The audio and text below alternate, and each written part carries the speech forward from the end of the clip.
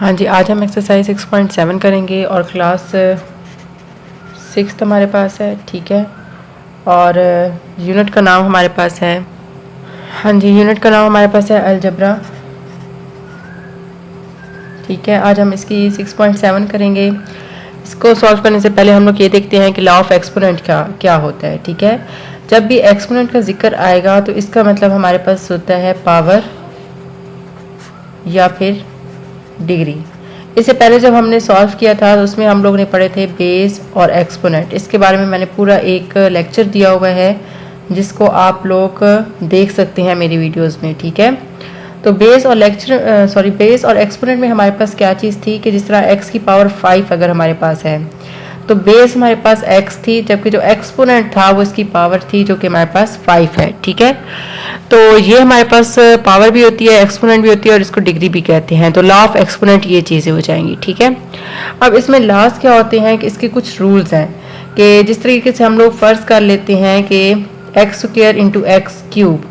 तो x square का मतलब है कि एक्स को मैंने 2 टाइम लिखा है, ठीक है। और एक्स की पावर 3 का मतलब है कि एक्स को मैंने 3 टाइम लिखा है। X dot x dot x dot x dot x 1 2 3 4 5 1 2 3 4 5। तो इसका मतलब है x5 x square into x cube.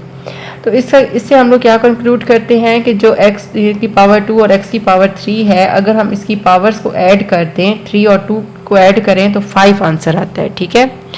अब इसी तरीके से अगर मैं करती हूँ x की पावर 3 और x की पावर 4, तो x की पावर 3 का मतलब है x को मैंने 3 टाइम मल्टीप्लाई किया है, ठीक है। x की पावर 4 का मतलब है x को मैंने 4 टाइम मल्टीप्लाई किया है, ठीक है। तो अब इसका देखें 1 2 3 1 2 3 और ये 4, तो ये x7 हो जाएगा, ठीक है। तो इसका क्या मतलब हुआ कि 3 + 4 करूंगी 4 5 6 7, ठीक है। यानी 3 और 4 को मैंने ऐड किया तो मेरे पास 7 आया है। तो इसका क्या मतलब है कि अगर x की पावर m है और x की पावर n है, अगर बेस सेम है तो हमारे पास जो एक्सपोनेंट होते हैं ऐड हो जाते हैं इन मल्टीप्लिकेशन, ठीक है। आपने हमेशा याद रखना है कि अगर हमारे पास बेस सेम है और वो मल्टीप्लाई हो रहे हैं तो इनके जो एक्सपोनेंट होंगे वो ऐड होंगे, यानी कि m + 4। अब फॉर एग्जाम्पल एक और मैं एग्जाम्पल दे देती हूँ कि जिस तरह x की पावर 5 है इंटू एक्स की पावर 2 है, ठीक है।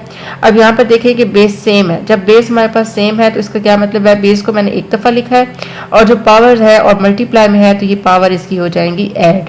तो x हमारे पास, हाँ जी। इसी तरीके से अगर इस तरीके से आए कि x square divided by x, तो x को 2 टाइम लिखें, x को 1 टाइम लिखें, तो ये हो जाएगा x। ये कहीं कहीं पर रूल अच्छा अप्लाई होगा, यानी कि अगर हमारे पास एक्सपोनेंट स्मॉल है, यानी स्मॉल वैल्यूज़ हैं, तो इसके लिए तो इस तरीके से भी हम सिंपली कर सकते हैं। लेकिन अगर ज़्यादा बड़ी आ जाती है, जिस तरह 100 आ जाता है, 200 आ जाता है, ठीक है, तो इस x को मैं कितनी दफ़ा 100 दफ़ा किस तरह से लिख सकती हूँ, 200 दफ़ा कितनी दफ़ा से लिख सकती हूँ, ठीक है। तो हम इसका ईजिली रूल ये याद कर लेते हैं कि जब भी हमारे पास डिवाइड में आता है और बेसिस सेम होती हैं तो पावर इनके सब्ट्रैक्ट हो जाती है, यानी एक्सपोनेंट इसकी सब्ट्रैक्ट होंगी, यानी एक्स स्क्वायर माइनस 1, तो x आंसर आएगा। तो इससे कंक्लूड ये हमारे पास होता है कि अगर हमारे पास बेसिस सेम है और वो डिवाइड में है तो पावर हमारे पास क्या हो जाएंगी, सब्ट्रैक्ट हो जाएंगी, ठीक है। सिंपल सी चीज़ है कि अगर मल्टीप्लाई में है तो पावर ऐड होगी, लेकिन उसके लिए हमारे पास मस्ट है कि बेस सेम हो। अगर हमारे पास डिवाइड में है तो हमारे पास जो पावर होंगी या एक्सपोनेंट जो होंगे वो सब्ट्रैक्ट हो जाएंगे। अब हम इसकी एक्सरसाइज की तरफ आते हैं। हाँ जी, यहाँ पर देखें कि x मल्टीप्लाई एक्स स्क्वायर है, ठीक है। अब यहाँ पर हमारे पास देखें कि x है और यहाँ एक्स स्क्वायर है, यहाँ x की पावर 1 है, दोनों बेसिस सेम है, ये भी x है ये भी x है, बेस सेम हो गया है, पावर हमारे पास ऐड हो जाएंगी 1 + 2, x की पावर 3 आ गया, ठीक है।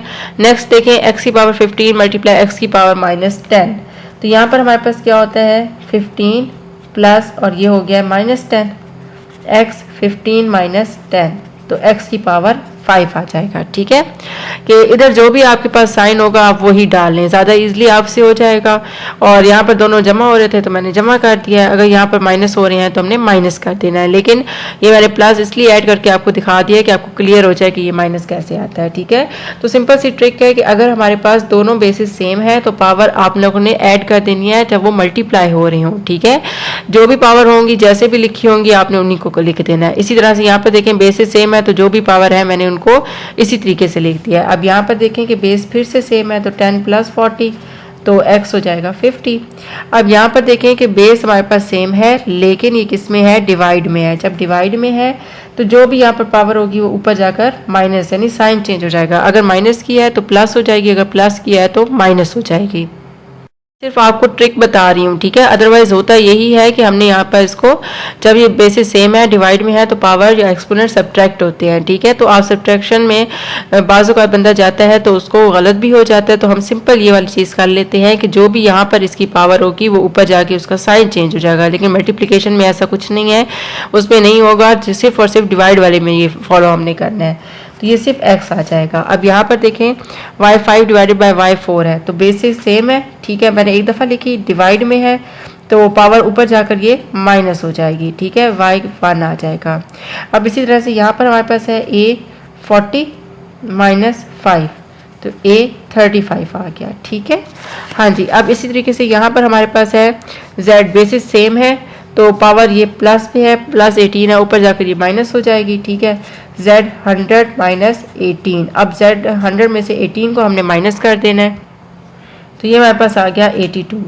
इस तरह से x5 × x की पावर -3। अब यहाँ पर देखें मल्टीप्लाई में है, सबसे पहला स्टेप आपने ये देखना है बेस सेम है, बेस सेम है। ठीक है, मल्टीप्लाई में है तो पहला ये और ये -3 यानी कि पावर इनकी ऐड होंगी, प्लस माइनस माइनस होता है तो इसलिए मैंने आपको कहा है कि जो भी लिखा हो उसको ऐसे लिख देना। 5 में से 3 निकालेंगे तो ये 2 आ जाएगा। ठीक है, अब इसी तरीके से अगर मैं आपको एक और करके दिखाऊँ कि अगर मेरे पास हो इस तरीका का क्वेश्चन कि x की पावर हमारे पास है 40 और यहाँ x की पावर -20। ठीक है, अब यहाँ पर देखिए दोनों बेसिस सेम है, एक दफ़ा बेस लिखी, डिवाइड में है, ऊपर वाला तो इसी तरह पावर इसकी रहेगी एक्सपोनेंट, नीचे वाला माइनस में ऊपर जाकर ये प्लस का हो जाएगा तो ये हो जाएगा 60।